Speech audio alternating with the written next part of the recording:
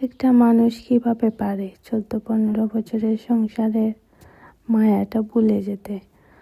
আসলে পুরুষ মানুষরা কেন এরকম করে? এই যে মেয়েটা এত অভিমান নিয়ে এত অভিযোগ, মানে এমন একটা সিদ্ধান্তে গেল যে না, ও আর বাঁচবেই না, দুনিয়াতে রবে না, মা বাবার জন্য না, সন্তানের জন্য না। কী পরিমাণ কষ্ট পেয়ে সিদ্ধান্তটা নিয়েছে একমাত্র ওই জানে আর আল্লাহ জানে। আমরা সবাই ওর জন্য অনেক খারাপ লাগছে, সবাই চিন্তা করছি, কেউ না সবাই আসলে কান্নার মুখ করার মতনই যে আসলে ইকরা এমনটা কেন করলো। কিন্তু আমাদের পার্শ্ববর্তী দেশ নেপাল, যেখানে 1.5 ঘন্টাও লাগে না আসতে, সেখান থেকে ওর হাজব্যান্ড আসতে পারলো না, মানে ওর জানাজাটাতেও শরিক হলো না। মানে কি এমন অপরাধ ওরে যে ও আসতেই পারলো না, শুটিং নিয়ে ব্যস্ত।